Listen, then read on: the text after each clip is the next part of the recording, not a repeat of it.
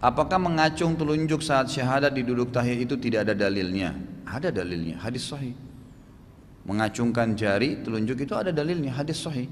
Di mana Nabi SAW kata para sahabat mengangkat telunjuk beliau SAW pada saat tahiyat, gitu kan. Cuma khilaf di antara ulama apakah diangkat pada saat tasyahudnya, pada saat asyhadu an la ilaha illallah atau dari awal. Ini khilaf di antara ulama, gitu kan.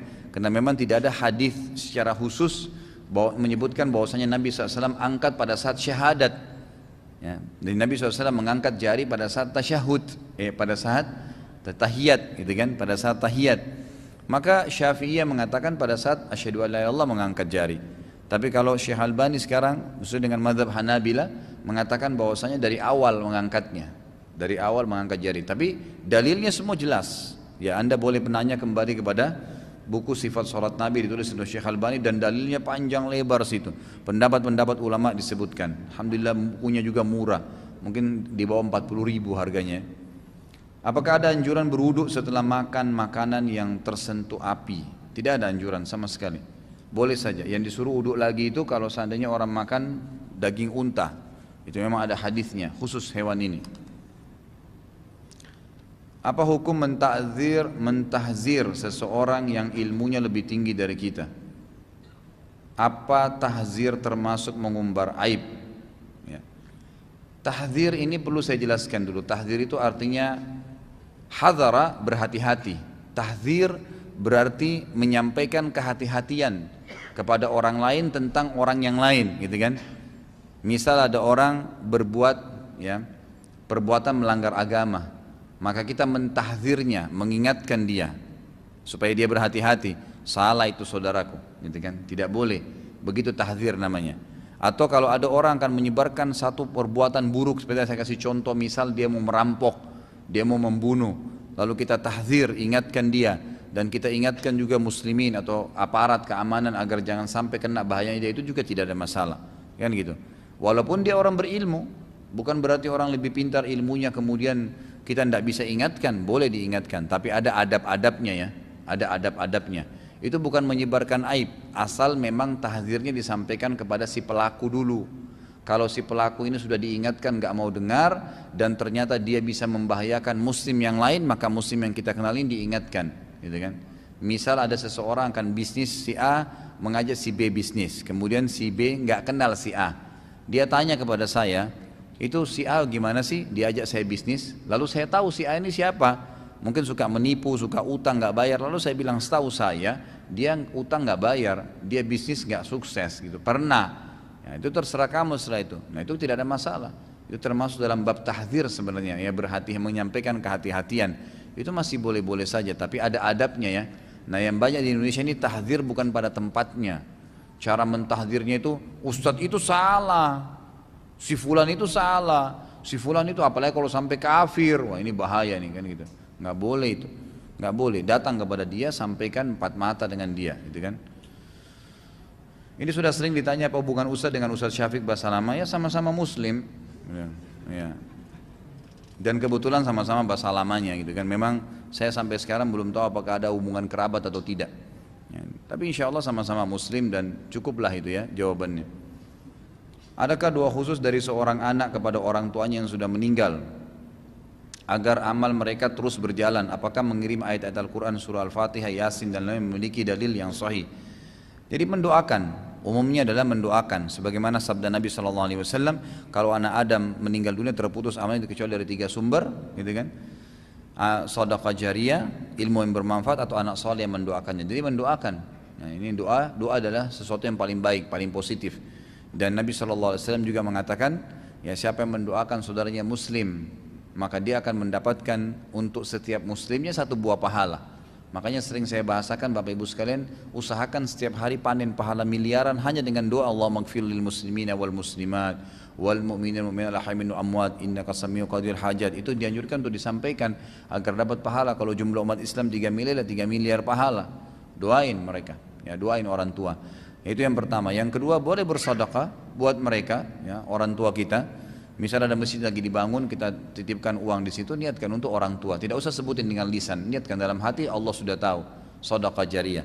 Atau kalau dia punya ilmu yang pernah dia sampaikan, adab, akhlak, tata kerama, mungkin akhwat kita di belakang sana diajar ibunya buat menu masakan, lalu dia masak, lalu dia sebarin menu ibunya itu, diajarin ke teman-temannya, ilmu yang bermanfaat itu juga akan menjadi jariyah buat dia. Kemudian boleh juga haji dan umroh, boleh juga haji dan umroh sebagaimana dijelaskan dalam hadis-hadis yang sahih. Seorang sahabat berkata, ya Rasulullah, orang tua saya, ayah ibu saya sudah tidak bisa lagi perjalanan, udah tua, ada yang riwayatnya mengatakan sudah meninggal, bolehkah saya berhaji dan umroh untuknya? Kata Nabi SAW, boleh, gitu kan, dibolehkan. Tapi kalau mengirim Al-Fatihah, Yasin, ini belum pernah ada dalilnya, belum pernah ada dalil. Jadi tidak pernah ada dalil yang disebutkan oleh Nabi SAW. Nabi mengatakan Al-Fatihah untuk ahli Badr, Al-Fatihah untuk ahli Uhud, gitu kan, Al-Fatihah untuk Hamzah, itu nggak pernah ada. Maka sebaiknya kita tidak melakukannya. Jadi bukan karena kasus membaca Al-Qur'annya ya, kasusnya Nabi SAW tidak pernah contohkan. Maka kita cukup jalankan apa yang beliau contohkan, karena beliau diutus untuk menjadi suri tauladan untuk semua orang mati. Beliau cuma doakan tadi sedekah jariyah dan ilmu yang bermanfaat serta haji dan umroh. Selain ini belum ditemukan ada dalil yang membolehkan. Itu kan apalagi memilih surah-surah tertentu. Karena memang belum pernah Nabi SAW melakukan. Berarti kita tidak lebih baik daripada Nabi SAW. Dengan banyaknya kuburan yang terdapat di sekitar masjid di Indonesia, bagaimana hukum sholat di sana? Kalau kuburan itu di dalam fisik masjid, ini tembok masjid yang dipakai sholat 5 waktu, di dalamnya nggak boleh sholat di situ.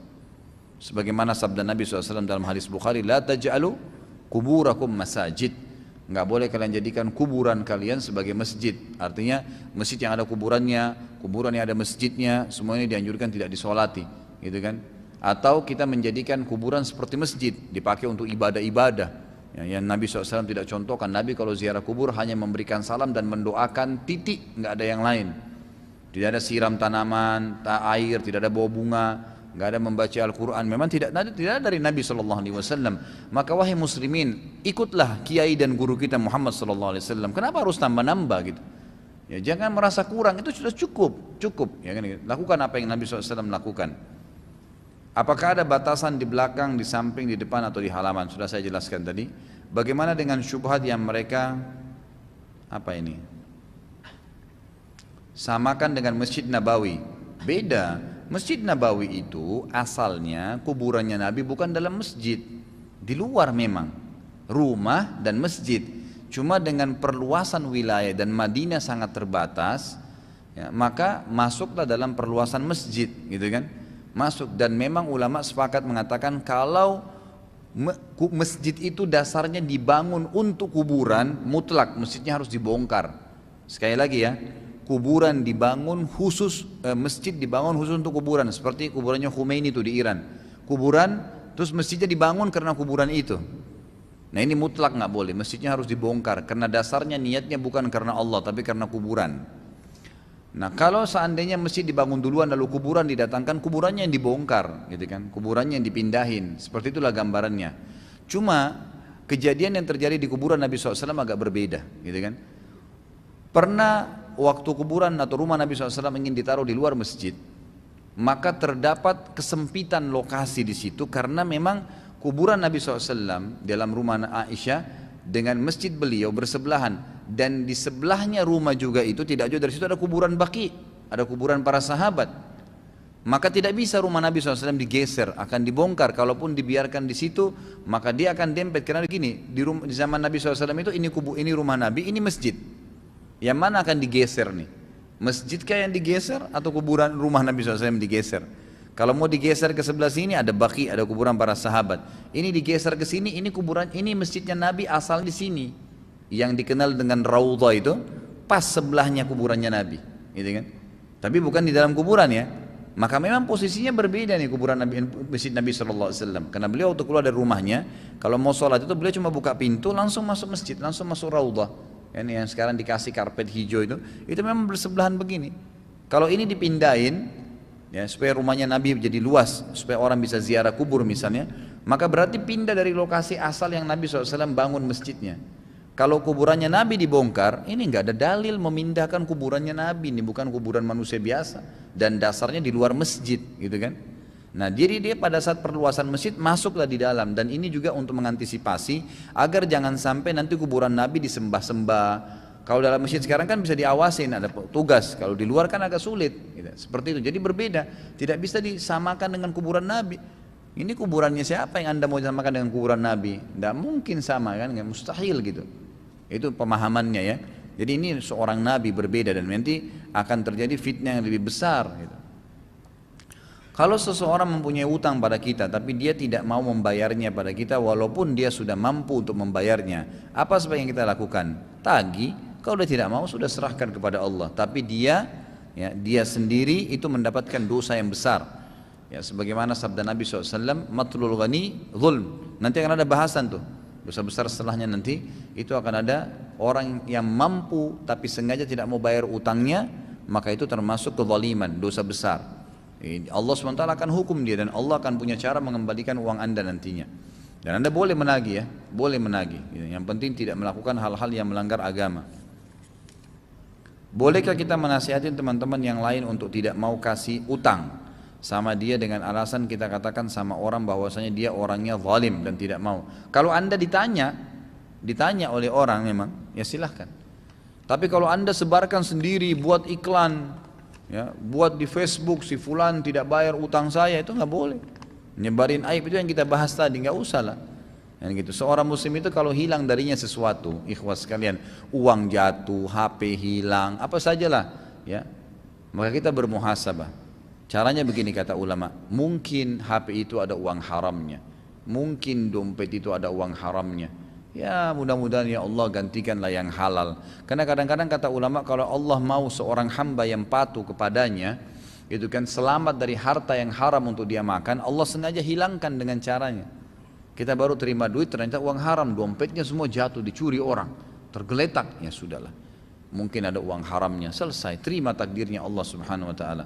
Kata Nabi SAW, Allah SWT berfirman, tidak ada seorang hambaku pun yang aku uji dengan sebuah cobaan lalu dia bersyukur, dia malah mengatakan Alhamdulillah. Lagi ada cobaan datang dia bersyukur, kecuali ya aku akan ampuni dosa-dosanya, ya, atau kalau Nabi SAW.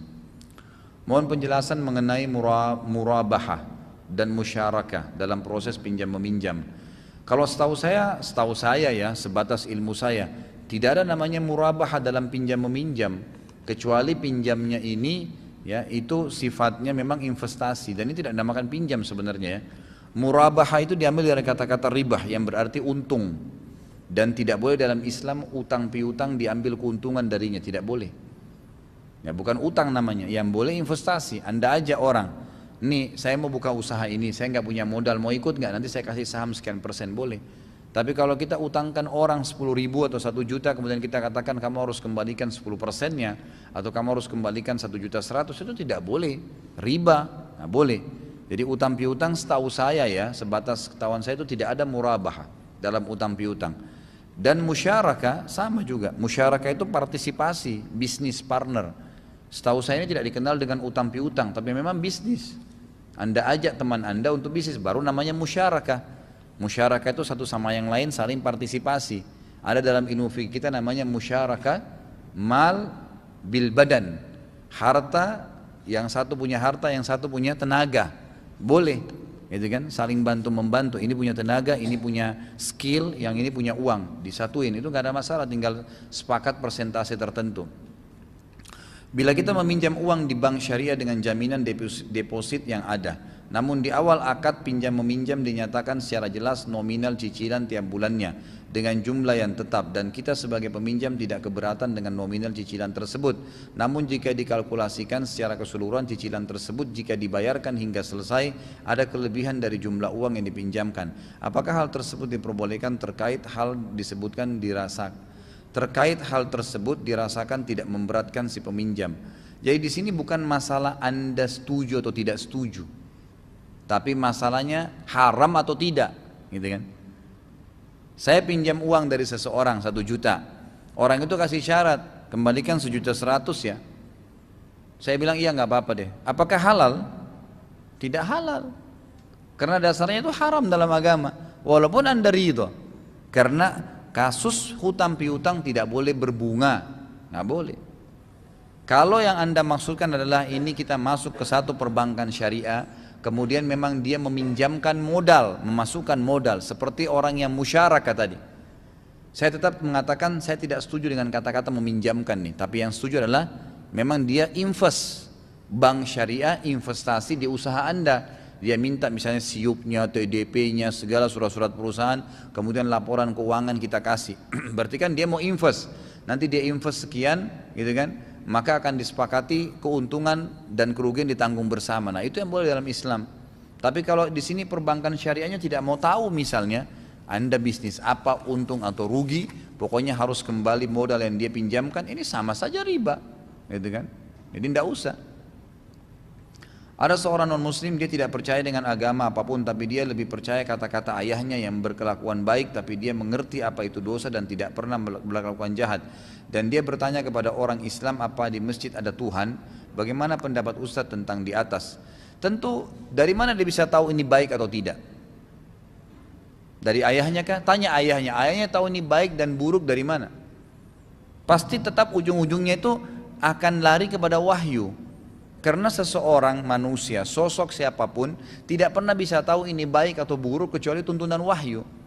Kan gitu. Kita tahu dari mana nih? Oh, ini makan babi itu tidak baik misalnya.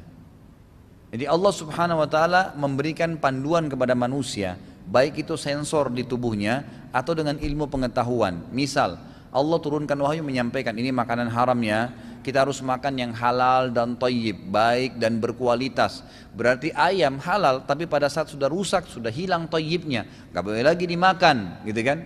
Agama menuntun seperti itu.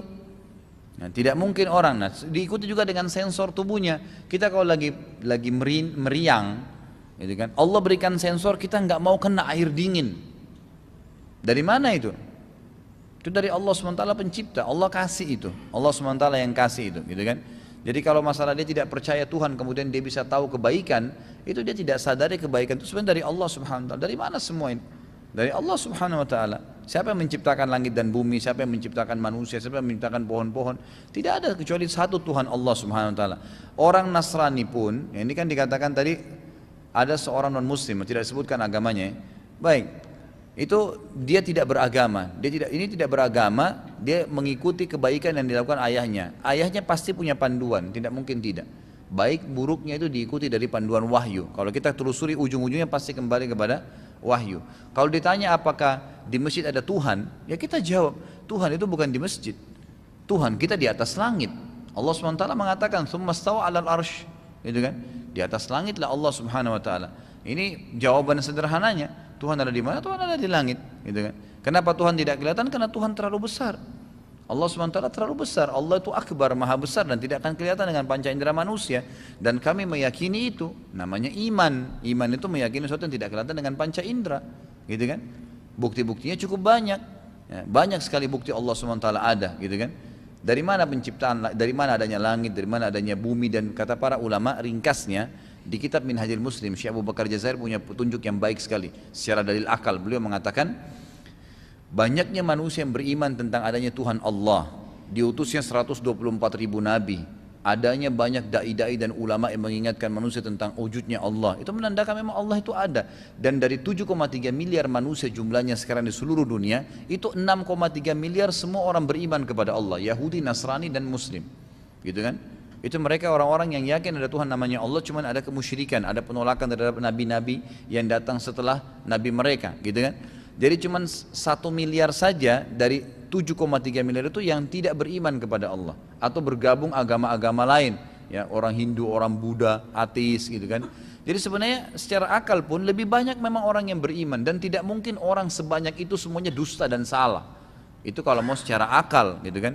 Dan kata para ulama, belum pernah ada yang mengaku sebagai Tuhan yang menciptakan langit dan bumi kecuali Allah. Dan Allah sudah tekankan dalam kitab Al-Quran, ada Namrud, ada Fir'aun, raja-raja yang sudah menguasai dunia mengaku sebagai Tuhan, toh mati juga ujung-ujungnya.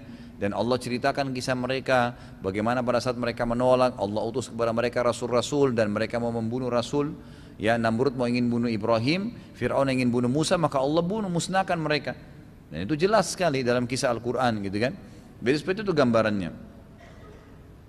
Ada seorang perempuan, dia sudah berkerudung, tetapi ke bawahnya masih memakai celana yang membentuk tubuhnya. Dia sudah diberi nasihat tapi katanya belum siap. Bagaimana menurut Ustaz, apakah dia tetap berdosa? Berdosa. gitu kan, berdosa. Yang jadi masalah, dia masih belum meyakini bahwasanya agama ini tuntunan hidup. Ibnu Taimiyah rahimahullah, beliau pernah pagi-pagi duduk dari pagi subuh sampai terbit matahari, sampai waktu syuruk, cari pahala haji umroh ya.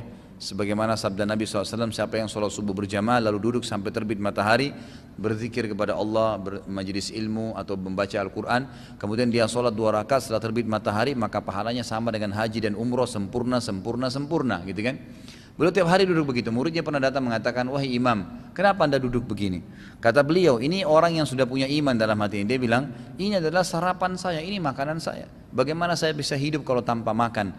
Jadi saudaraku, kita ini punya 2 hal di tubuh kita. Ada jasad, ya, ada tubuh kita ini, itu kan, dan ada jasad dan ada jiwa, ada ruh. Dua-duanya butuh makanan. Kadang-kadang kita ini sibukkan diri memberikan makan jasad kita saja, tapi jiwanya nggak dikasih makan, kan itu. Jadi dia makan nasi, minum air, makan ayam, itu jasad. Anda hadir sekarang di majelis ilmu ini sebenarnya kita sedang makan nih, tapi untuk jiwa. Kalau dua-duanya kenyang itu bagus, gitu kan? Manusia banyak tidak balance, mereka cuma kasih makan jasadnya, jiwanya dilupakan. Makanya orang yang seperti ini yang masih belum menjalankan agama dan mengatakan belum siap dan seterusnya, bagaimana bisa dia mengatakan pada saat perutnya lapar, saya belum siap makan? Nggak bisa sebenarnya. Gitu kan? Tidak ketemu secara akal. Mestinya dia siap untuk makan kalau pada saat lapar, sebagaimana dia siap juga menutup auratnya yang merupakan perintah Allah, ya, yang merupakan juga itu makanan dari jiwanya. Itu kan makanan jiwa, gitu kan? Dia akan lebih terjaga. Apalagi kalau dia tahu hikmah-hikmah besar dari masalah hijab. Allah Subhanahu wa taala mengatakan dalam Al-Qur'an, a'udzubillahi minasyaitonirrajim, dzalika adna alla yu'dzain. Tujuan utama hijabnya perempuan adalah supaya tidak diganggu oleh orang lain. Coba kalau ada perempuan lewat pakai jilbab besar, pakai cadar, senakal-nakalnya orang yang lewat sebelahnya, mau ganggu apa kira-kira? Dia bingung, rambutnya orang ini bagaimana ya? Kalaupun saya paksa buka jilbabnya, jangan sampai gundul kepalanya. Nggak berani dia. Paling jauh gangguannya apa? Assalamualaikum. Itu saja. Tapi coba kalau lewat pakai celana jeans ketat, baju kaosnya ketat, pastilah diganggu, gitu kan? Jadi tujuan hijab memang itu adalah supaya tidak diganggu. Kalau sudah diganggu sudah susah itu, gitu kan? Perempuan itu sekali saja ternoda kehormatannya, setetes sperma masuk ke kelaminnya, ke vaginanya, dan pas masa subur, udah cukup, ya, udah cukup setetes sperma itu melahirkan orang seperti si laki-laki itu. Kalau itu orang buruk, akhlaknya tidak baik, pezina lah, pemabuk lah dan seterusnya, maka pastikan keturunannya akan seperti dia. Makanya harus hati-hati kan. Kata Nabi SAW, takhayyaru linutafikum, hati-hati dengan peletakan benih-benih kalian. Laki-laki nggak boleh sembarangan letakkan di kemaluan perempuan, hanya karena fisik saja. Mau tidak faham agama, mau tidak tutup aurat, kafir, nggak apa-apa deh, karena saya suka fisiknya. Begitu anda letakkan sperma anda dan dia hamil, berarti dia akan menjadi ibu anak anda sampai kapanpun. Walaupun dia kafir, walaupun dia jahat, walaupun dia buruk akhlaknya, gitu kan? Sama halnya sebaliknya muslimah. Sembarangan laki-laki dia jadikan sebagai pasangannya, status sperma masuk, hamil, maka laki-laki yang buruk tadi akan menjadi ayah anaknya sampai kapanpun, tetap akan dinisbatkan. Makanya hati-hati, nggak boleh sembarangan gitu ya. Jadi orang seperti ini mungkin karena belum paham. Semoga Allah berikan hidayah ya. Kalau perempuan pakai celana jeans ketat, apa bedanya dengan tidak pakai celana, jemaah sekalian? Sama saja, beda warna kan itu. Kalau pakai celana jeans biru, kalau tidak pakai, Allahu alam gitu kan.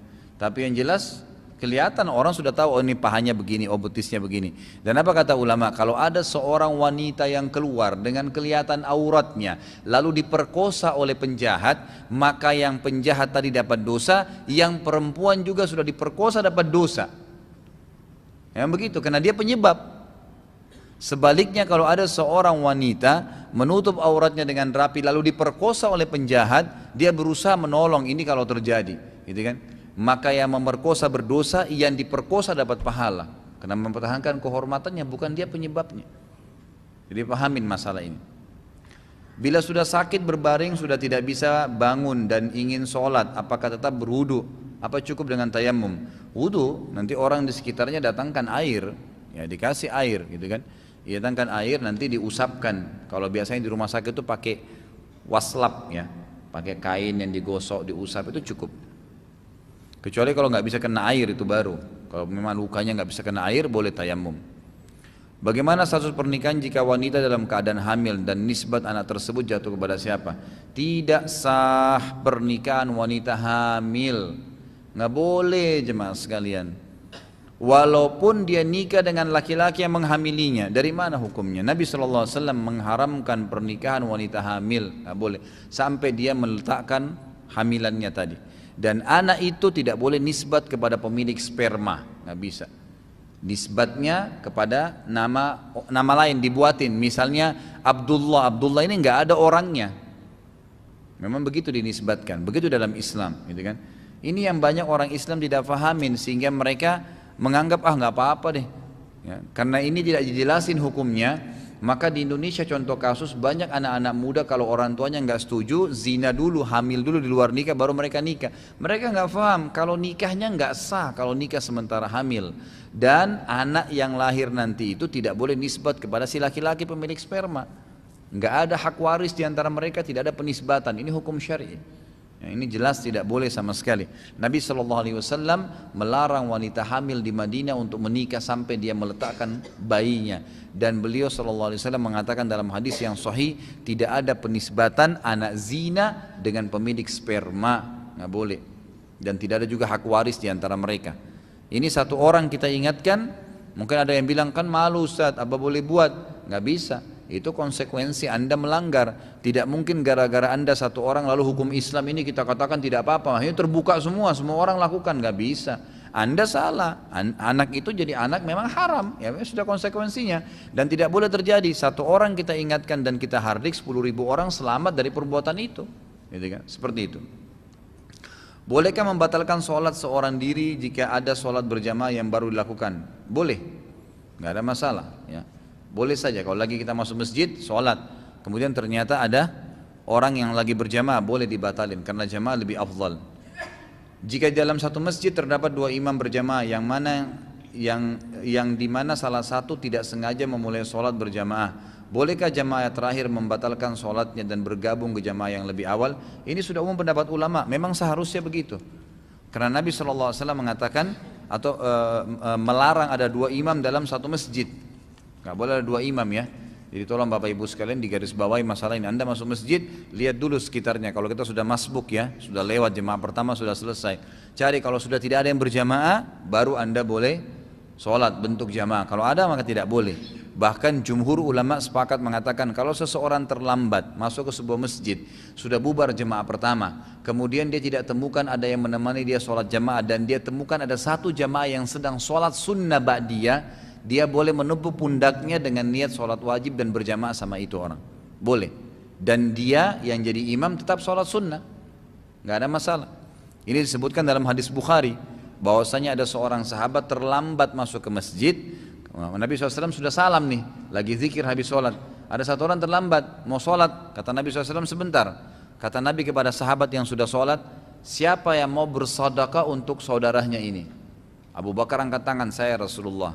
Maka Abu Bakar pun berdiri sholat dengan orang tersebut. Abu Bakar sholat sunnah ba'diyah. Orang itu sholat wajib, dibolehkan. Yang penting usahakan tidak sholat sendiri kecuali darurat sekali, gitu kan? Karena itu bedanya 25 kali lipat ya.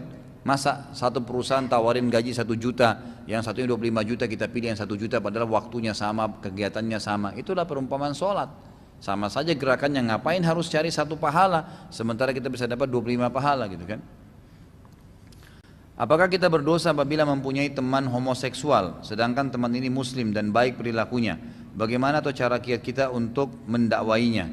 Sebaiknya dijauhi. Kalau orang sudah begini dijauhin, karena perbuatan dia adalah perbuatan kemaksiatan. Kita boleh menganggap dia sebagai saudara muslim, tapi tidak boleh menjadi sahabat. Tidak boleh menjadi sahabat. Jadi jangan Anda bilang saya tidak terpengaruh, nggak mungkin. Tidak ada kata-kata tidak berpengaruh. Saya sudah sering kasih contoh ya. Begini rasionalnya, kalau Anda tidak merokok, nggak usah bicara homoseksual. Minimal nanti dia akan cerita, minimal, dan Anda akan dengar, minimal mengetahui kisahnya.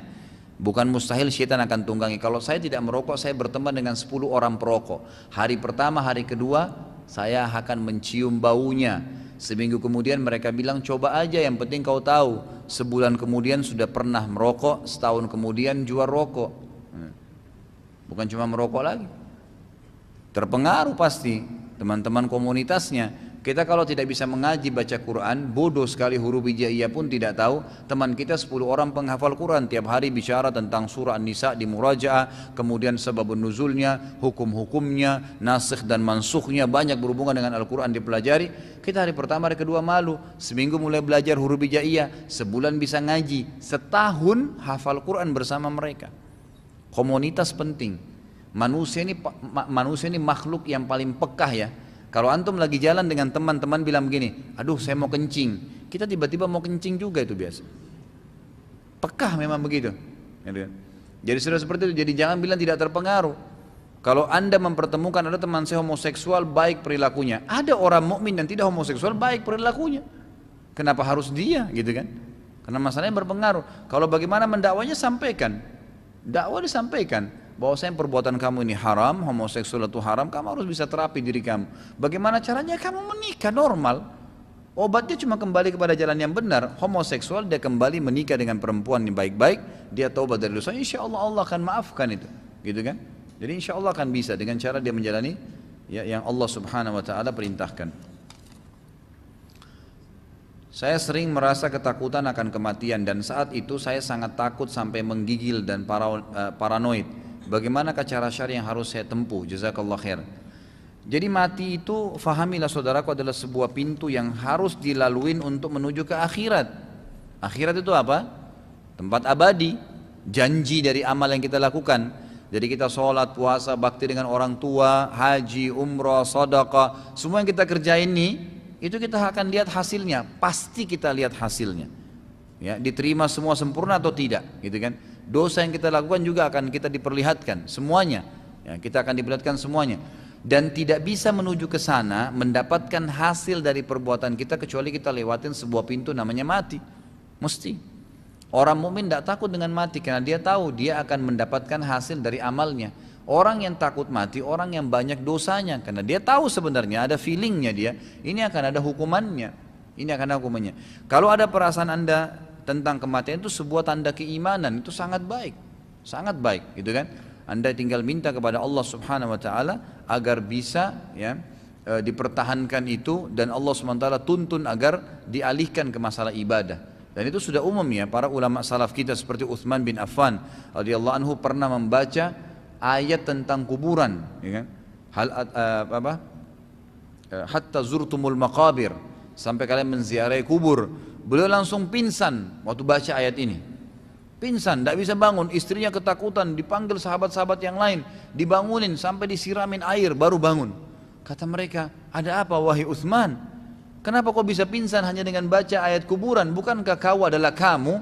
Ini orang Arab kalau bilang anta wa anta, maksudnya kamu ini siapa gitu loh. Orang yang sudah dijamin masuk surga oleh Rasulullah SAW, anak mantunya Nabi, salah satu khulafa Rasyidin, banyak kelebihan lah gitu kan. Kata Utsman apa?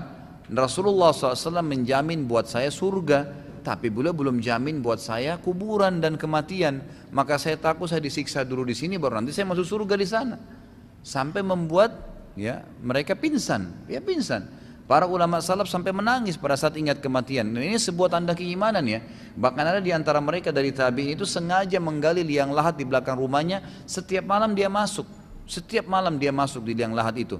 Walaupun beberapa saat baru dia tidur. Sampai gara-gara itu tidak pernah ketinggalan sholat tahajud. Mereka bermuhasabah. Kalau anda bisa merasakan itu luar biasa, gitu kan? Maka anda segera bertobat kalau punya dosa dan segera alihkan ke ibadah. Insya Allah itu sangat positif. Halal atau haram mendanai orang lain untuk beribadah haji sementara kita sendiri belum haji? Bila kita mampu namun tidak berhaji, bagaimana dosanya? Jadi bolehkah membiayai orang melakukan ibadah sementara kita belum melakukan? Jawaban yang paling kuat ulama mengatakan tidak boleh. Tidak boleh. Karena ibadah wajib itu seseorang lebih berhak, lebih pantas melakukan sebelum orang lain. Ya, bahkan sebagian ulama menarik juga ini di amal sunnah. Contoh, antum lagi lihat saf pertama kosong lagi iqamah. Kita nggak boleh persilahkan orang lain masuk sebelum kita masuk dulu. Lebihnya boleh disuruh masuk. Kalau kita di Indonesia kan silakan Pak, silakan disuruh maju orang ke saf pertama. Padahal dia lebih butuh pahalanya. Nggak boleh semestinya. Ini pendapat yang paling kuat, tidak boleh dia membiayai orang lain atau menyuruh orang lain melakukan ibadah sementara dia belum melakukannya. Nah, ini masuk dalam firman Allah, A'udzubillahi minasyaitonirrajim, kabura maqtan indallahi an taqulu ma la taf'alun. Sungguh sangat berat di sisi Allah kalian mengucapkan sesuatu yang kalian tidak kerjakan, gitu kan? Kalau mampu dan tidak haji berdosa karena rukun Islam. Ya, termasuk bagian daripada dosa besar. Dilarang ya, karena memang haji bagi yang mampu. Kalau sudah mampu tidak haji berdosa. Sama dengan zakat, sudah mampu tidak keluarin zakat. Mampu puasa Ramadan nggak puasa. Sama dengan itu rukun Islam. Kalau sudah mampu maka berdosa. Apa yang dimaksud dengan kafaru min ahlil kitab dalam surah Al-Bayyinah? Bukankah ahli kitab itu memang orang-orang kafir? Ya Allah pastikan bahwasanya telah kafir ahli kitab. Innal ladina kafaru min ahlil kitab. Sesungguhnya ahli kitab telah kafir. Allah pastikan, gitu kan? Karena sekarang saja buktinya ayat ini sangat dibutuhkan ya. Sekarang ada orang yang mengatakan, orang-orang liberal yang mengaku muslim, ya kan, gitu? Mereka mengatakan semua agama sama. Ahli kitab itu bisa masuk surga kalau berbuat kebaikan, gitu kan? Nah, ini bantahan dari ayat ini. Allah SWT mengatakan memang telah kafir ahli kitab. Mohon ceritakan tentang Ya'juj Ma'juj. Ini sudah sering saya bilang, panjang ceritanya. Sabar aja nanti ya. Akan ada ceritanya nanti pada saat kita bahas kitab Minhajul Muslim, insya Allah itu akan ada bahasan tentang beriman kepada tanda hari kemudian. Nanti ada saya ceritakan semua tanda-tanda hari kiamat besar 10. Di antaranya Ya'juj Ma'juj. Sebagian ulama memakruhkan mendahulukan orang lain dalam beribadah. Apakah ada dalil yang kuat yang menjelaskan hal ini? Ya sudah ada jelas kaidahnya. Ya, kaidah dalam ilmu ya, usul fikih, kaidah qawaid fiqhiyah dijelaskan tidak boleh seseorang mendahulukan orang lain dalam ibadah sementara dia belum melakukan, gitu kan? Diambil daripada firman Allah tadi, kabura maqtan indallahi an taqulu ma la taf'alun. Ya, sungguh berat di sisi Allah kalian mengucapkan, kalian menyuruh orang lain melakukan satu perbuatan sementara kalian sendiri tidak melakukannya. Ya, diambil daripada ayat itu. Tentang umat Islam yang akan terbagi menjadi 72 golongan, apakah Ustadz mempunyai referensi golongan-golongan apa saja itu? Ada buku, saya pernah bawa itu hari ini saya nggak bawa. Kalau memang yang bertanya berminat, insya Allah nggak ada halangan. Rabu depan saya bisa bawakan nanti. Judulnya Golongan yang Selamat. Inilah golongan yang selamat. Cukup tebal, nanti Anda bisa baca buku itu karena kalau saya jelaskan akan panjang, gitu kan. Bisa dibeli nanti insya Allah, terbitan Pustaka Tazkiyah. Kalau tidak nunggu juga saya Rabu depan, tidak masalah, bisa dicari di toko buku. Pokoknya terbitan Pustaka Tazkiyah, judulnya Golongan yang Selamat. Ustaz, tahun 2008 saya bekerja di Saudi. Saya melaksanakan haji dengan travel haji di Riyadh. Saat mabit di Mina, pembimbing menyatakan cukup mabit di sebagian Aziziyah saja karena Mina sudah sesak dengan jemaah dari luar Saudi, sehingga ada ulama Saudi yang mengeluarkan fatwa sah apabila bermalam di sebagian wilayah Aziziyah yang berdekatan dengan Mina. Apakah betul ada fatwa seperti ini? Sah atau tidak hajinya? Setahu saya tidak ada. Setahu saya ya, tidak ada fatwa itu. Ya, satu-satunya ya pendapat ulama tentang masalah Mina ini adalah kalau misalnya memang Mina sudah betul-betul penuh, nggak ada lagi tempat dan memang bersambung seperti saf sholat, bersambung karena memang Aziziyah ini pas di sebelah perbatasannya dengan Mina itu sebuah gunung saja, sebuah gunung, gitu kan? Itu bersambung memang tempatnya sudah nggak ada lagi tempat, bersambung jemaah yang sedang istirahat di Mina terus bersambung sampai ke Aziziyah. Mungkin ini satu-satunya cara yang masih boleh, tapi kalau nggak boleh. Dan subhanallah orang yang mengatakan tidak ada tempat itu tidak benar. Ya, tidak benar. Saya pernah berapa kali haji pada saat masih mahasiswa di sana. Itu kalau kemah-kemah pun penuh, kami banyak di pinggir jalan, banyak jemaah haji pada duduk, gitu kan? Di Mina itu bebas orang duduk di mana saja. Di masjidnya, di pelatarannya, banyak tempat kosong, banyak. Mungkin kalau tidak ada kemah, mungkin bisa saja. Allahu alam. Tapi kalau tempat itu banyak sekali yang kosong, banyak sekali yang kosong. Ya. Kalau bagaimana hajinya tadi, hajinya sah saja, gitu kan? Kalau memang dia tidak tahu, dia sah saja, tapi dia dianjurkan untuk menyembelih dam. Karena kalau dia tidak mabit di Mina, maka itu berarti meninggalkan salah satu daripada kewajiban haji, maka dia wajib dam, menyembelih hewan ya. Kalau yang batal hajinya kalau dia tinggalkan Arafah. Kalau Mina, Muzdalifah, dia dalam kondisi tidak tahu atau darurat, meninggalkan karena sakit misalnya ada udzur syar'i, atau darurat dia harus pulang ke Indonesia karena tugas negara misalnya, maka itu berarti dia bisa ganti dengan dam, menyembelih hewan. Kalau kita niat beramal untuk orang lain, misal melakukan haji untuk orang yang telah meninggal, apakah kita juga mendapat pahalanya sehingga pahalanya menjadi double? Iya, dapat pahala. Jadi kan jelas kita mengerjakan satu ibadah untuk orang lain, kita bersedekah untuk orang tua kita sudah meninggal, kita juga dapat pahala sedekah itu. Jelas kata Nabi SAW, siapa yang menunjuk orang, memudahkan orang untuk melakukan satu perbuatan atau mendapatkan pahala, maka dia akan mendapatkan pahala juga yang sama. Jadi dia dapat pahalanya. Sama dengan orang yang menyuruh orang lain sholat. Kita sholat, dia sholat, kita dapat pahala kita, dia dapat pahala dia, tapi kita dikasih pahala seperti dia karena kita yang mengajaknya. Kenapa ada banyak sekali versi doa harian? Contohnya doa sebelum makan. Setahu saya ada beberapa versi. Yang manakah yang sesuai dengan tuntunan Nabi? Kalau tidak salah dengar, saya pernah dengar ada kesalahan saat menukil doa sebelum makan dari kalimat doa sebelum bersetubuh. Benarkah Ustaz? Jazakallah khair. Sebenarnya sih memang kalau ragam doa itu sudah umum ya. Memang begitu dalam sunnah Nabi SAW. Sebagaimana juga ayat Al-Quran. Seperti kisah Nabi Musa AS, gitu kan? Sering terulang tuh di beberapa ayat, terulang.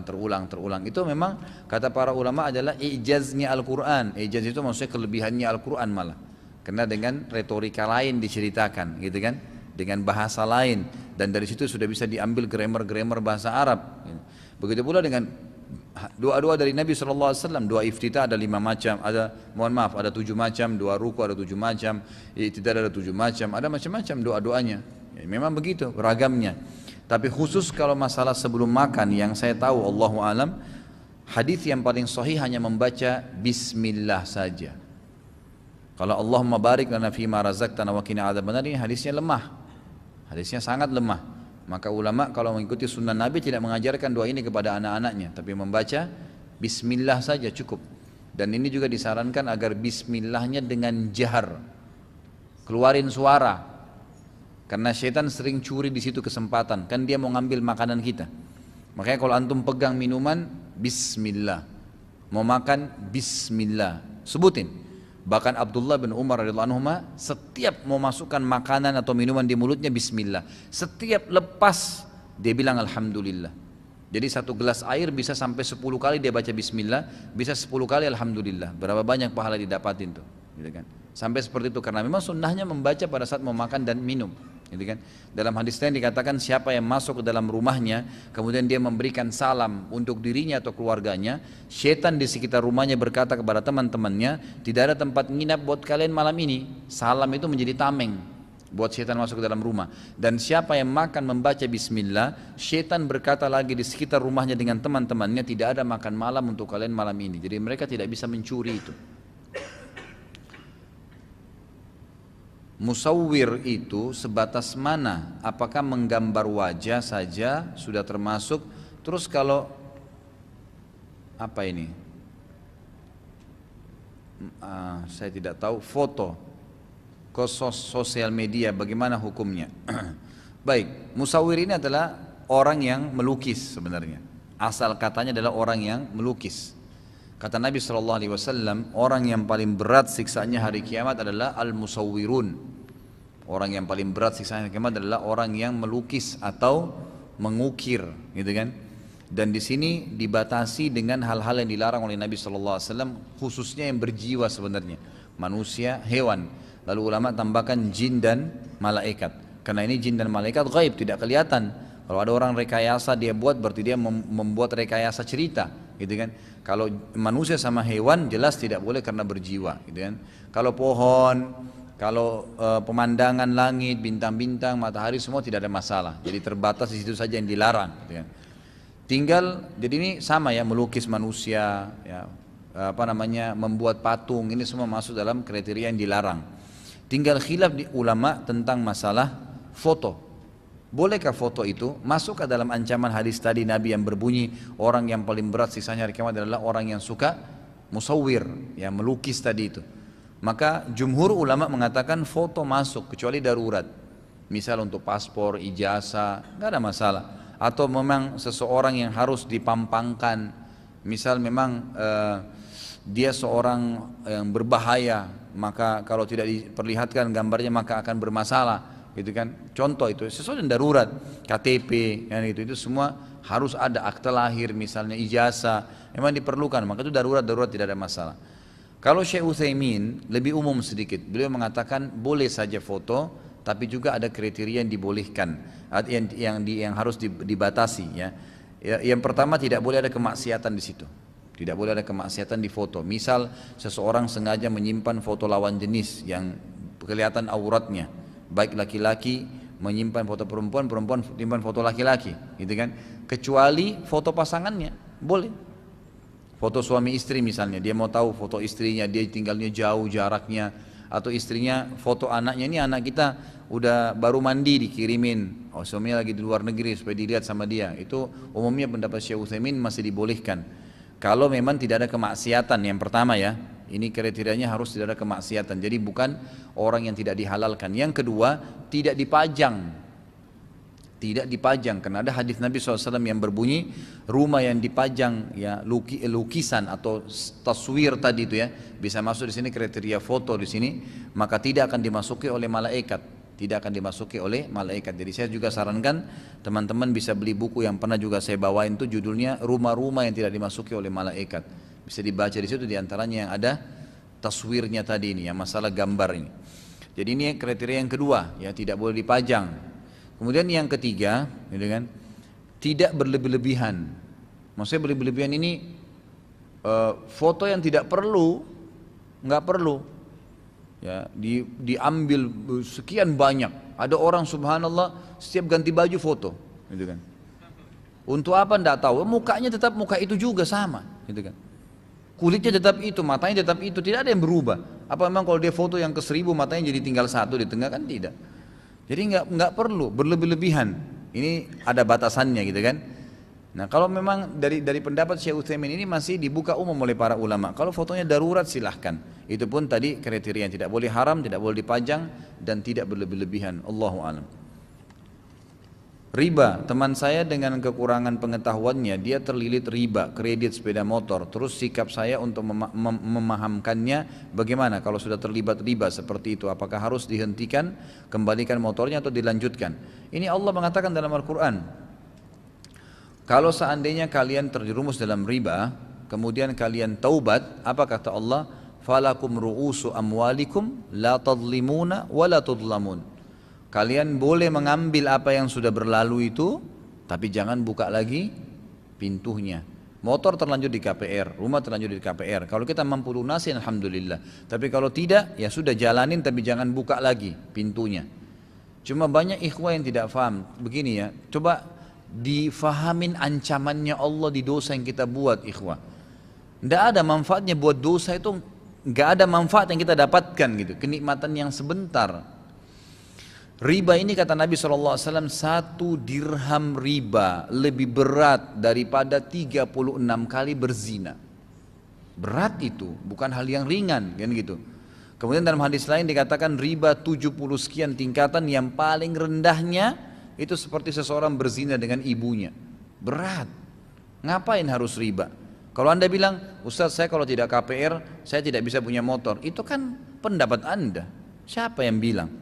Coba gunakan iman, mulai nabung dari sekarang, karena 100.000 tidak bisa terkumpul tanpa 10.000. 1 juta tidak bisa terkumpul kecuali dengan 100.000, ya kan gitu. 10 juta tidak bisa terkumpul kecuali dengan 1 juta. Artinya mulailah nabung, coba niat dengan baik, ya Allah mudahkan saya tabung uang saya ini. Target kita bisa nabung per hari 10.000, 100.000, 50.000, 30.000 kali jumlah harga motor itu 10 juta, 15 juta. Kira-kira berapa lama saya harus nabung? Sabarin aja, nggak apa-apa. Sabarin aja. Kadang-kadang manusia terlalu terbawa hawa nafsu. Anda pengen sekali punya mobil mewah. Baiklah, anggap Allah sudah kasih Anda dapat mobil mewah itu. Kadang-kadang anggaplah dengan cash, Masya Allah, rezekinya. Ya.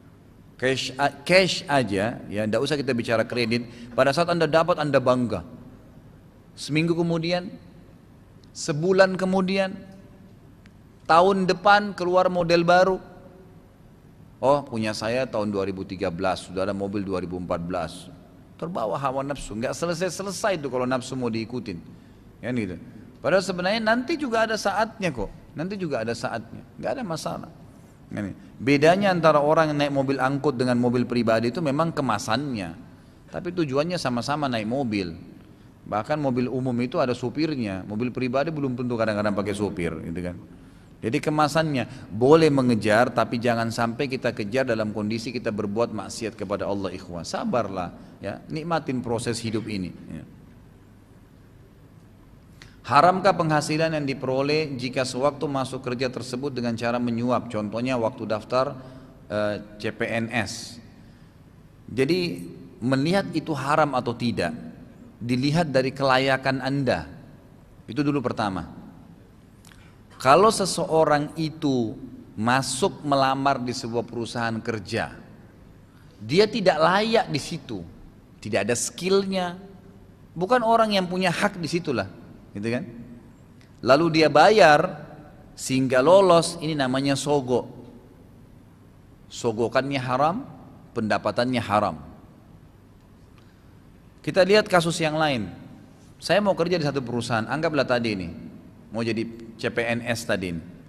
Baiklah, saya layak memang, saya punya ijazah, saya punya skill, tapi karena persaingan banyak dan memang kalau tidak bayar tidak bisa lolos. Padahal sebenarnya saya berhak untuk itu. Ada orang misalnya dia tes, memang dia bagus, dia jawab semua, tapi ditahan oleh panitia sengaja supaya dia bayar. Lalu dia bayar untuk lolos. Ini bukan sogo, ikhwah. Ini bukan sogo, karena kita berhak di situ. Saya punya barang datang dari luar negeri, tahan sama bea cukai. Bea cukai minta 1, 2, 3, 4, 5 syaratnya, saya penuhin. Semua saya kasih syarat-syaratnya. Lalu ditahan juga. Alasannya karena minta duit, saya kasih duit. Sogo kah itu? Bukan sogo ini. Karena itu hak saya. Mereka tahan. Sogo itu yang kita berikan sementara kita tidak punya hak di situ. Tanah ini bukan punya saya bayar pengacara supaya jadi hak saya. Nah itu sogo namanya. Karena sogokan itu membayar ya sebagian harta yang menyebabkan hak orang lain jadi milik kita. Gitu kan? Itu namanya sogokan. Jadi perlu difahamin ya. Kalau Anda layak di sini dan memang tidak bisa kecuali dengan cara itu, maka itu berarti tidak ada masalah. Tapi kalau Anda tidak layak berarti haram semuanya nih. Haram sogokannya dan haram pendapatannya. Otomatis itu. Sebagai suami, apa yang harus dilakukan sikap suami tersebut jika istrinya seperti tersebut di atas, yaitu istrinya melakukan itu sebelum mereka menikah? Sudah saya jelaskan tadi. Tinggal lihat keadaannya. Kalau keadaan dia tidak layak, minta saja keluar dan insya Allah menjadi ibu rumah tangga di rumah jauh lebih baik. Apakah boleh kita datang ke tempat duka orang non muslim? Tidak boleh mutlak. Semua yang berhubungan dengan ibadah non muslim tidak boleh dihadiri. Nggak boleh. Tidak boleh ucapin selamat Natal. Tidak boleh mengunjungi kalau dia lagi kematian, itu ritual. Boleh menjenguk kalau sakit boleh, membantu orang susah boleh, bertetangga boleh, bisnis sama non muslim boleh, silaturahim dengan keluarga non muslim yang memang belum masuk Islam boleh, bakti dengan orang tua non muslim boleh, tapi tidak boleh pada hal-hal yang berbau ibadahnya. Nggak boleh. Termasuk ibadah adalah pada saat mereka syukuran, mereka Natalan, mereka juga menghadapi kematian, jadi nggak boleh. Tunjukkan prinsip, memang ini maaf agama saya larang, tapi yang lain kita boleh kerjakan. Yang dibolehkan dalam agama. Ketika azan, apakah boleh kita sholat sunnah atau membaca Al-Quran atau ngobrol? Sholat sunnah memang malah dianjurkan. Kalau azan ya, lagi azan boleh saja, nggak ada masalah. Tapi dianjurkan oleh para ulama agar tidak kehilangan pahala mendengarkan azan dan menjawab muadzin, maka dianjurkan dia tunggu dulu. Tapi sahkah sholat sunnahnya kalau dia lagi sholat sementara azan? Sah saja. Cuma dia rugi kan? Karena kata Nabi SAW, kalau kalian dengarkan muadzin, ucapkan apa yang diucapkan oleh muadzin itu. Karena kita dianjurkan ya. Dalam hadis lain juga dikatakan siapa yang membaca asyhadu an la ilaha illallah wahdahu la syarika lahu wa asyhadu anna muhammadan abduhu wa rasuluh, pada saat dia dengarkan azan, dia tambah lagi setelah 2 kalimat syahadat, raditu billahi rabba wa bi muhammadir rasula wa bil islami dina. Ridha Allah, kemudian Nabi Muhammad SAW baru Islam, gitu kan. Kalau zikir pagi kan dibalik ya, raditu billahi rabba wabil islami dina wabi Muhammadin SAW nabiyyan wa rasula. Tapi ini Nabi Muhammadnya di tengah-tengah. Asyhadu an la ilaha illallah wahdahu la syarika lahu, asyhadu anna Muhammadan abduhu wa rasuluh, raditu billahi rabba wabi Muhammadir rasula wabil islami dina. Diampuni dosanya yang telah lalu. Ya, Anda sholat sunnah gimana cara bacanya? Jadi makanya diucapin dulu muadzin. Tapi sahkah sholatnya? Sah. Kalau ngobrol juga sama, boleh saja, nggak apa-apa. Asal dia bisa menjawab muadzin, ya boleh saja. Itu nggak ada masalah, nggak ada yang melarang. Membaca Al-Quran, tapi saya sarankan fokus aja dengar. Fokus dengar dan itu juga ada pahala. Apakah membiarkan orang lain tanpa menyebut atau memberitahu namanya termasuk ghibah? Kalau tadi saya sudah katakan ada kriteria yang dibolehkan. Ya. Jadi keluar daripada ini nggak boleh, nggak usah. Untuk apa? Nggak usah sibukkan diri dengan aibnya orang lain, nggak ada manfaatnya. Ustaz saya mau beli buku, adakah? Buku apa ini yang mau dibeli? Kalau pas judulnya ada mungkin ada saja. Ustaz apa itu takwil mimpi? Takwil mimpi itu takwil berarti menafsirkan mimpi. Nah ini kalau mimpi tidak boleh sembarangan disampaikan ya, harus kepada ahlinya. Memang sedangkan di kalangan ulama saja tidak semuanya orang boleh diceritakan mimpi. Dan mimpi ini ada dua macam, ada hilm, ada ru'yah. Hilm itu dari syaitan dan ru'yah itu dari Allah Subhanahu wa taala. Kata Nabi SAW dalam hadis Bukhari, ya, ru'yah itu ru'yah sadiqah, mimpi yang benar bagi orang beriman adalah salah satu dari cabang-cabang kemukjizatan kenabian yang tersisa. Misal kita mau haji mimpi lihat Ka'bah, gitu kan? Orang tua kita mau datang berkunjung ke Jakarta terus kita mimpi ketemu orang tua, gitu kan? Gitu ada orang yang sudah meninggal kita mimpi dia menggunakan baju ihram, sesuatu yang baik lah, gitu kan? Maka itu insya Allah semua dari Allah Subhanahu Wa Taala. Orang mimpi kiamat, orang mimpi masuk ke surga, masuk ke neraka, itu terjadi, gitu kan? Itu berarti baik saja. Nah kalau hilm ini dari syaitan, syaitan ini yang puncak-puncaknya itu mimpi junub. Jadi kalau teman-teman laki-laki ini suka mimpi junub, jangan anggap prestasi itu. Ya. Itu dari syaitan. Ya. Dari mana? Dari syaitan. Nabi SAW tidak pernah mimpi junub. Ya. Yang bujang-bujang nikahlah cepat. Ya. Mana Abdul Razak nih? Nikahlah cepat. Ya. Ustaz, bagaimana menjelaskan kepada teman saya tentang hukum musik karena dia menganggap musik dibolehkan. Yang menjadi dasar dia adalah apa ini? Mukhtar yang merupakan cikal bakal marching band digunakan oleh apa ini?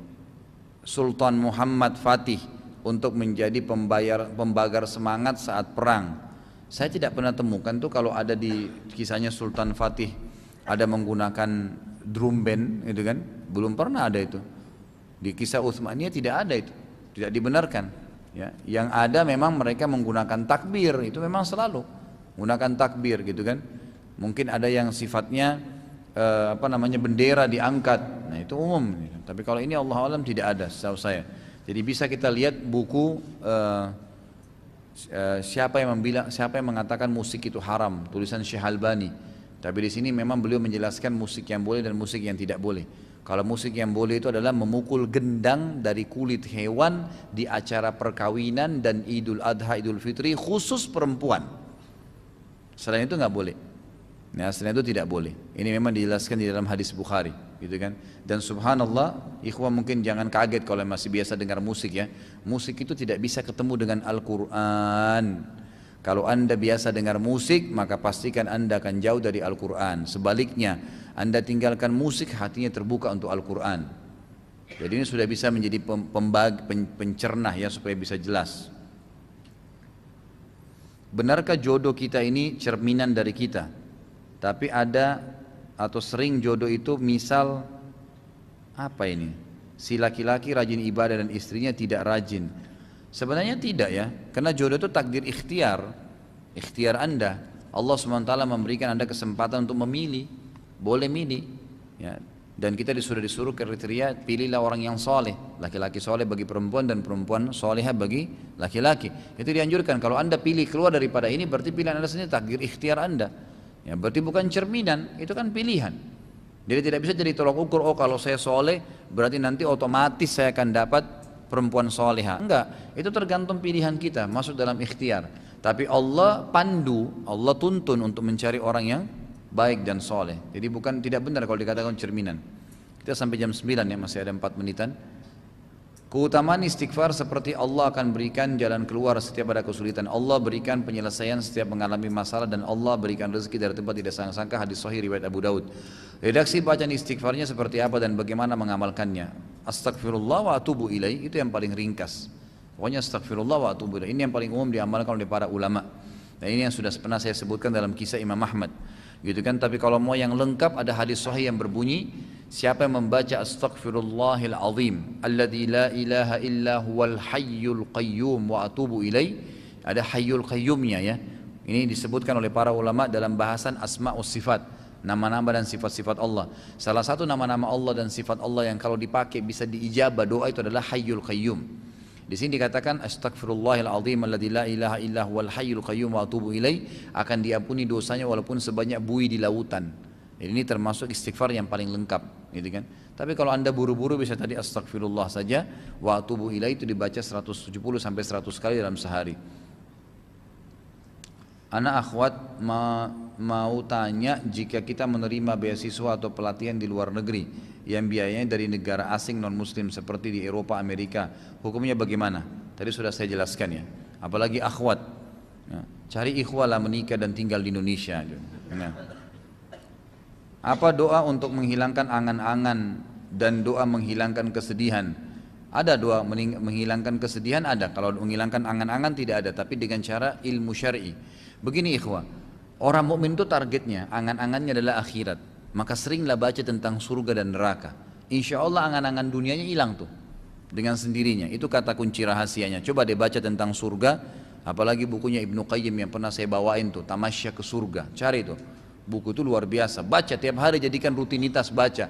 Baca per bab saja, bab yang paling menarik apa? Biasanya laki-laki itu paling suka bidadari. Nah, baca tentang bidadari nggak apa-apa. Ciri-cirinya apa yang dijanjikan gitu kan. Mungkin kalau perempuan itu banyak perhiasan surga, apa perhiasan surga, istananya, permadaninya dibaca, maka itu akan membuat angan-angan kita nanti ke sana dan itu memang benar. Jadikan target akhirat, gitu kan. Surah Al-A'raf ayat 80 dan surah Al-Isra 110 tentang perintah untuk berzikir dengan namanya dan larangan berzikir dengan Asmaul Husna. Larangan berzikir dengan Asmaul Husna karena tidak ada contohnya dari Rasulullah SAW. Ya. Saya tidak pernah tahu ini kalau dalam surah ini dilarang menggunakan Asmaul Husna, gitu kan. Yang ada malah dalam hadis yang Nabi SAW jelaskan, ya, kalau kalian gunakanlah nama-nama Allah dalam berzikir, ya, dan berdoa, seperti dikasih contoh oleh Nabi SAW pada saat membaca Ya Ghafur diikutkan dengan Ighfirli, dibaca dalam doa, gitu kan. Tapi apakah itu dijadikan zikir secara khusus? Maka ini memang tidak pernah ada contohnya. Misalnya orang bilang dibaca Asmaul Husna, misalnya Ya Rahman, Ya Rahim, Ya Wadud, Ya Syakur, dijadikan sebagai zikir. Ini tidak pernah ada contohnya memang secara khusus ya. Tapi kalau digunakan Asmaul Husna dihubungkan dengan doa, ini ada perintahnya. Bagaimana pembagian warisan apabila beberapa ahli waris sudah meninggal namun memiliki beberapa anak di mana anaknya sudah menikah? Apakah hak warisnya jatuh kepada anaknya? Jadi gini, perlu diketahui ya, menunda membagi harta warisan pada saat seseorang pemilik harta meninggal hukumnya haram. Nggak boleh. Nggak boleh. Seorang laki-laki meninggal, istrinya masih hidup, anaknya ada 5. Lalu anak-anaknya bilang, nggak usah deh kita bagi warisan karena ibu masih tempatin rumahnya. Nggak boleh. Bagi warisannya, masing-masing tahu haknya, ibunya tinggal nggak apa-apa. Tapi sudah tahu bagian masing-masing. Kan gitu, tidak boleh tidak. Ini biasa sering terjadi kasus sampai yang menerima warisan sudah meninggal tinggal anak-anaknya. Ini jadi masalah. Jadi nggak boleh dalam Islam ya, tidak boleh. Dan saya sarankan teman-teman bisa ikutin pelatihan Ustadz Nizar Jabal. Itu beliau memang punya pelatihan tentang warisan ya, tentang warisan. Cuman saya sekarang tidak terbawa. Mungkin ada nomor HP beliau. Beliau memang punya pelatihan khusus di Jakarta masalah itu ya. Sebentar. Kalau yang mau catat nomornya silahkan. Ustadz Nizar Jabal 08788 08788 365 1173. Maaf tidak ada siaran ulang ya. Baik, 08788 365 1173. Kalau yang belum catat silakan ambil sama yang sudah catat.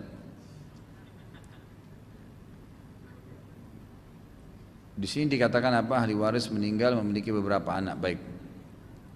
Pertanyaan lain, saya pernah, jadi memang jatuh ke anaknya ya, kalau memang si fulan, misalnya tadi dia meninggal, lalu belum dibagi warisannya, lalu kemudian dia punya 5 anak, punya hak waris masing-masing. Karena kelamaan tidak dibagi, maka salah satu anaknya meninggal dunia. Apakah hak warisnya jatuh kepada anaknya si fulan yang sudah mati? Jawabannya iya. Karena memang dia memiliki hak waris kan, memiliki hak waris. Pertanyaan lain, saya pernah mendengar bahwa Rasulullah SAW pernah bersabda bahwa kelak akan datang pejuang yang membawa panji Islam dari timur. Apakah hadisnya sahih Ustaz? Sahih, ya ada hadis sahih memang. Yang akan membawa panji berwarna hitam gitu kan. Makanya sekarang banyak orang-orang yang coba membawa panji hitam dengan alasan itulah masuk dalam hadis. Padahal sebenarnya kebanyakan mereka jauh dari sunnah Nabi SAW. Ini lebih rajih pendapatnya adalah pada saat Imam Mahdi keluar nanti. Imam Mahdi keluar dari Madinah, setelah Dajjal keluar maka akan ada panji hitam yang dibawa dari Madinah, bendera hitam ya, yang dibawa dari kota Madinah. Apakah perempuan tidak bisa mendapatkan keutamaan pahala 25 kali lipat dan dinaikkan 27 derajat sholat berjamaah di masjid, sedangkan lebih utama sholat perempuan ada di rumahnya? Apakah terbatas pada perempuan yang sudah menikah? Bagaimana dengan perempuan yang belum menikah? Bagaimanakah utama sholat di rumah bersama dengan masjid? Tetap dia dapat. Jadi begini perbandingannya, sholat sendiri perempuan di rumah lebih afdal ya, daripada dia sholat sendiri di masjid, gitu kan? Sholat berjamaah perempuan di rumah lebih afdal daripada dia sholat berjamaah di masjid. Jadi pertemukan begitu ya. Kalau dia sholat sendiri di masjid di rumahnya lebih afdal daripada dia sholat sendiri di rumahnya. Kalau dia sholat berjamaah di rumahnya lebih afdal daripada dia berjamaah di masjid. Pertanyaan, bolehkah perempuan ke masjid? Boleh, nggak masalah. Sabda Nabi SAW dalam hadis sahih riwayat Imam Ahmad, la tamna'u ima Allahin masajid. Jangan kalian larang hamba-hamba Allah perempuan untuk ke masjid. Boleh ke masjid, nggak ada masalah. Silakan saja, tapi tetap lebih afdal di rumah. Jadi boleh mendapatkan fadilah 25 kali lipat, 27 derajat boleh. Tanpa ke masjid pun bisa dapat kalau perempuan dengan cara berjamaah di rumah. Makanya ajaklah ya pembantu, teman, kerabat, siapa saja usahakan tetap berjamaah. Kalau tidak ada boleh berjamaah ke masjid. Wah ini panjang ini ya. Saya tunda aja nanti ya. Sudah jam 9 lewat, insya Allah saya akan baca nanti di pertemuan akan datang. Baik, kalau ada benar dari Allah, kalau ada salah dari saya mohon dimaafkan. Subhanakallahumma wa bihamdika asyhadu an la ilaha illallah astaghfirullah wa atubu ilaik. Wassalamualaikum warahmatullahi wabarakatuh.